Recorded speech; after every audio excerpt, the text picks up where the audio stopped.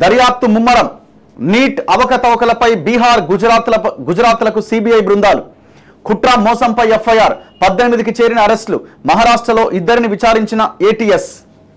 Neat అవకతవకల కేసులో నిందితులకు ఆదివారం బీహార్ రాజధాని పట్నాలోని ఎల్ఎన్జేపీ ఆసుపత్రిలో వైద్య పరీక్షలు చేయించి తీసుకెళ్తున్న అధికారులు. వైద్య విద్యా కోర్సుల్లో ప్రవేశాల కోసం నిర్వహించిన నీట్లో అవకతవకలపైన సిబిఐ దర్యాప్తును ముమ్మరం చేసింది. సో ఈ కేసుని సిబిఐకి అప్పగించారు. ఆదివారం ఎఫ్ఐఆర్ నమోదు చేసింది. కేంద్ర విద్యాశాఖ సూచనల మేరకు నీట్లో అక్రమాలపైన సిబిఐ పూర్తి స్థాయి విచారణ జరపనున్నది. అలాగే బీహార్లో పేపర్ లీక్, పలు చోట్ల విద్యార్థులు సమయం కోల్పోయారంటూ వారికి గ్రేస్ మార్కులు కలపడం వంటి అంశాలపైన సమగ్రంగా దర్యాప్తు చేస్తున్నది. ఎఫ్ఐఆర్లో నిందితులను గుర్తు తెలియని వ్యక్తులుగా పేర్కొన్నది. మరోవైపు నీట్ అక్రమాలకు సంబంధించి మహారాష్ట్రలోని లాతూర్లో ప్రైవేటు కోచింగ్ సెంటర్ నిర్వహిస్తున్న 2 ఉపాధ్యాయులను పోలీసులు విచారించారు. నీట్ యూజీ మే నెల 5వ తేదీన దేశవ్యాప్తంగా 4750 కేంద్రాల్లో జరిగింది. 24 లక్షల మంది విద్యార్థులు పరీక్ష రాశారు. అయితే బీహార్లో పేపర్ లీక్ కావడంతో పాటుగా పలు చోట్ల అవకతవకలు జరిగాయని ఆరోపణలు వచ్చాయి. దీనిపై పెద్ద ఎత్తున విమర్శలు రావడంతో సుప్రీంకోర్టులో పిటిషన్ దాఖలయ్యాయి. ప్రతిరోజు మాట్లాడుతున్నాం కేసు పూర్వాపరాలు ఏంటి అనేది మనందరికీ తెలుసు. గ్రేస్ మార్కులు కలిపిరు. ఎందుకు కలిపిరా గ్రేస్ మార్కులు అంటే ఎగ్జామ్ పేపర్ కొంచెం లేట్గా ఇచ్చిన వాళ్ళకి, సో కాబట్టి వాళ్ళకి మార్కులు కలిపామన్నారు. అరే పేపర్ లేట్గా ఇస్తే ఒక 5 నిమిషాలు లేట్గా ఇస్తే 5 నిమిషాలు టైం ఎక్స్టెండ్ చేయాలి, కానీ మార్కులు ఎట్లా కలుపుతారంటే సమాధానం లేదు. సుప్రీంకోర్టుకి చివరికి ఏం చెప్పింది ఎన్టీఏ అంటే లేదు ఆ 1500 మందికి మార్కులు కలిపిన వాళ్ళకి మార్కులు తొలగించి మళ్ళీ కొత్త ర్యాంకులు రిలీజ్ చేస్తామని అన్నారు. అది చెప్పిన నెక్స్ట్ డేకే పేపర్ లీక్ అయింది. ఒక్కొక్క పేపర్ని 30 లక్షలకు అమ్ముకున్నారన్న విషయం బయటకు వచ్చింది, ప్రూవ్ అయింది. చాలా మందిని అరెస్ట్ చేశారు. తర్వాత ఆ కేసుని సిబిఐకి అప్పగించారు.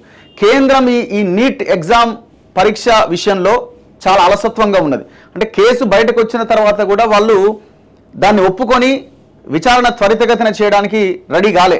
మొత్తం దేశవ్యాప్తంగా ఒక పెద్ద మూమెంట్ చెలరేగిన తర్వాత అప్పుడు మేల్కొన్నారు. ఇంతవరకు ప్రైమ్ మినిస్టర్ నుంచి ఒక్క నోటి మాట రాలే ఈ నీట్ ఎగ్జామ్ గురించి ఏమైనా మాట్లాడదామని. మరి ఎట్లా? మనం అడుగుతున్నామే, మిగతా రాష్ట్రాల్లో అపోజిషన్లో ఉన్న పార్టీలు, అధికారంలో ఉన్న రాష్ట్రాలు మనం అడుగుతున్నాం కదా, ఆయన మాట్లాడతలేడు ఎందుకు, ముఖ్యమంత్రి ఎందుకు సైలెంట్గా ఉన్నాడని. మరి మనం ఎందుకు మాట్లాడడం? ప్రైమ్ మినిస్టర్ హోదాలో ఉండి 24 లక్షల మంది విద్యార్థులు ఎగ్జామ్ రాస్తే ఆ ఎగ్జామ్ పేపర్ లీక్ అయితే ఎందుకు మాట్లాడడం?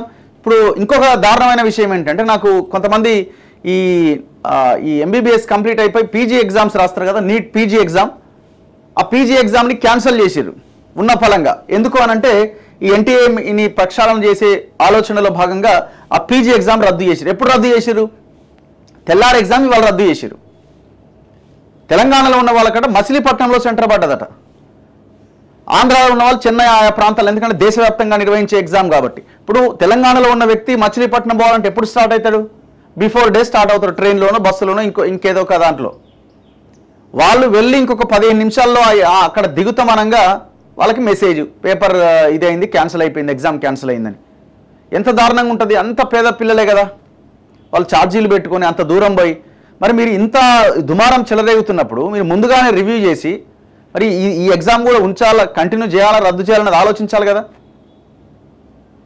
విషయం ఏంటంటే ఆ పేపర్ కూడా బయటికి పోయి లీక్ అయి ఉంటుంది, వీళ్ళకి తెలిసి ఉంటుంది, రద్దు చేసారు. మళ్ళీ ఇంకొక కొత్త గొడవ వస్తుంది ఎందుకని. ఇంత నిర్లక్ష్యంగా గవర్నమెంట్స్ ఉంటే ఎట్లా?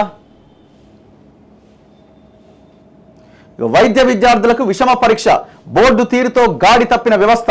నీట్ పీజీకి ఈ ఏడాది 3 తేదీలు చివరికి వాయిదా. కొన్ని గంటల ముందు ప్రకటనతో తీవ్ర నష్టం, అభ్యర్థులకు ఇక్కట్లు. ఎంత దారుణంగా ఉంటుంది? ఇప్పుడు మీ ఇంట్లో ఉన్న పిల్లలు, మంత్రుల పిల్లలో లేకపోతే ఇంకెవరి పిల్లలో ఎగ్జామ్ రాస్తే ఆ పెయిన్ తెలుస్తుంది. ట్రైన్లలో, బస్సులలో సెంటర్ దాకా చేరుకొని అక్కడికి వెళ్ళిన తర్వాత ఎగ్జామ్ రద్దు అయిపోయింది అని అంటే ఎంత దారుణంగా ఉంటుంది. ఈ ఎంబీబీఎస్, ఈ నీట్ కూడా ఎగ్జామ్ రాసి రిజల్ట్ వచ్చిన తర్వాత పేపర్ లీక్ అయిందంట. 24 లక్షల మంది విద్యార్థుల ఆలోచన ఎట్లుంటుంది, వాళ్ళ మానసిక స్థితి ఎట్లుంటుంది? Same as it is TSPSC paper leak 2 సార్లు రద్దయింది. వాళ్ళ సిచ్యువేషన్ కూడా అంతే ఉంటుంది. దాదాపు 7 సంవత్సరాల్లో 70 పేపర్లు లీక్ అయినాయి ఈ దేశంలో. లాస్ట్ 7 ఇయర్స్లో 70 పేపర్స్ లీక్ అయినాయి. దాదాపు 2 కోట్ల మంది విద్యార్థుల మానసిక స్థితిపైన, వాళ్ళ జీవితాల మీద ప్రభావం పడ్డది. మరి ఈ ప్రభుత్వాలు ఏం చేస్తున్నట్టు? అరే ఎగ్జామ్ పేపర్ నిర్వహణ కూడా సరిగ్గా చేయలేని ఈ ప్రభుత్వాలు, ఆయా రాష్ట్రాల్లో ఉన్న కేంద్రంలో ఉన్న ప్రభుత్వాలు దేనికి మరి ఇవి? వైద్య శాస్త్రంలో యూజీ పీజీ కోర్సులకు పరీక్షల నిర్వహణ, ప్రవేశాల ప్రక్రియ గందరగోళంగా మారుతూ ఉండడం విద్యార్థుల్లో ఆందోళన రేపుతోంది. ఒకవైపు నీట్ యూజీపై ఆరోపణలు వెల్లువెత్తుతుండగా పీజీ పరీక్షను అకస్మాత్తుగా వాయిదా వేయడం విద్యార్థులను అయోమయంలో పడేసింది. దేశవ్యాప్తంగా ఉన్న వైద్య కాలేజీల్లో 2024-25 విద్యా సంవత్సరానికి ఎండి, ఎంఎస్, మెడికల్, పీజీ, డిప్లొమా కోర్సుల్లో ప్రవేశాల కోసం పరీక్ష నిర్వహించే నీట్ పీజీ పరీక్షను కొద్ది గంటల ముందే వాయిదా వేయడంతో వేల మంది విద్యార్థులు డీలా పడ్డారు. ఆదివారం నిర్వహించాల్సిన ఈ పరీక్షను వాయిదా వేస్తున్నట్లు national board of examinations in medical sciences శనివారం ప్రకటించడంతో అప్పటికే పరీక్షా కేంద్రాలు ఉన్న పట్టణాలకు చేరుకున్న విద్యార్థులు హతాశులయ్యారు. ఆదివారం ఉదయం 8:30 గంటలకే పరీక్షా కేంద్రాలకు హాజరు కావాల్సి ఉండడంతో దూర ప్రాంతాల్లోని కేంద్రాలకు వేల మంది శనివారమే చేరుకున్నారు. ఆలస్యంగా దరఖాస్తు చేసుకున్న వారిలో చాలా మందికి ఇతర రాష్ట్రాల్లో పరీక్షా కేంద్రాలు కేటాయించారు. అలాంటి వారందరికీ మరింత ప్రయాస తప్పలే. ఎంతో మంది తెలుగు విద్యార్థులు కూడా ఇతర రాష్ట్రాల్లోని కేంద్రాలకు ముందుగానే పయనమయ్యారు. కోచింగ్, ప్రయాణాలకు, వసతికి వేల రూపాయలు వెచ్చించిన వారికి నిరాశ మిగిలింది. సిగ్గుండాలి కదా గవర్నమెంట్కి. మీరు ఎగ్జామ్ పేపర్ ఎప్పుడో లీక్ అయింది, దాని మీద రగడ నడుస్తూనే ఉన్నది. ఎన్టీఏ ఈ పరీక్ష నిర్వహించగలదా లేదా, ఇది కూడా మళ్ళీ అటు ఇటు అవుతుందా అని ముందుగానే రివ్యూ చేసి ఒక 2 రోజుల ముందే ఈ ఎగ్జామ్ని పోస్ట్ పోన్ చేసి ఉంటే ఇంత బాధ ఆ విద్యార్థులు పడేవాళ్ళు కాదు కదా. 3 సార్లు డేట్లు మార్చారు మళ్ళీ ఎగ్జామ్. సకదనం మార్చ్ అన్నారు, జూలై అన్నారు, జూను. మార్చిలో జరగాల్సిన నీట్ పీజీ పరీక్ష ఈ ఏడాది ఇప్పటికే 3 సార్లు వాయిదా పడ్డది. దీన్ని మొదటగా మార్చి 1వ తేదీన నిర్వహిస్తామన్నారు. కానీ దరఖాస్తుల స్వీకరణకు నోటిఫికేషన్లో ఏప్రిల్ అని ఇచ్చిరట, అంటే తాగిచ్చింటారు. జూలై 7వ తేదీన పరీక్ష నిర్వహిస్తామని ఎన్బిఈఎంఎస్ అధికారికంగా ప్రకటించింది. విద్యార్థులు ఆ దిశగా సన్నద్ధమవుతుండగా మళ్ళీ పరీక్ష తేదీని జూన్ 23కు మార్చింది. ఎలాగోలా విద్యార్థులు పరీక్ష రాయడానికి సిద్ధమైతే మళ్ళీ వాయిదా ఇచ్చారు. ఈ పరీక్ష మళ్ళీ ఎప్పుడు నిర్వహిస్తారో స్పష్టత లేదు. టోటల్ విద్యా సంవత్సరం అస్తవ్యస్తం.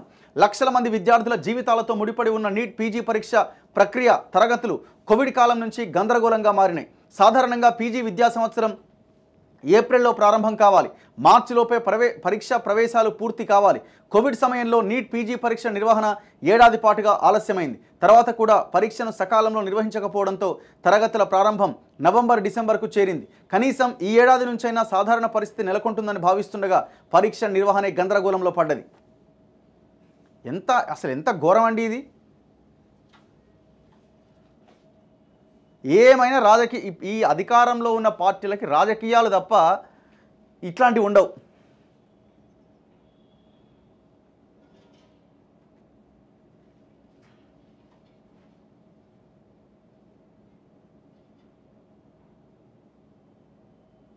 ఇదేమో ఎగ్జామ్ పేపర్ లీకేజ్కి సంబంధించి, ఏది నీట్ ఎంబీబీఎస్ ప్రవేశాల కోసం నిర్వహించే నీట్ ఎగ్జామ్ లీకేజ్ దానిలో సిబిఐ ఎంక్వైరీ నడుస్తూ ఉన్నది.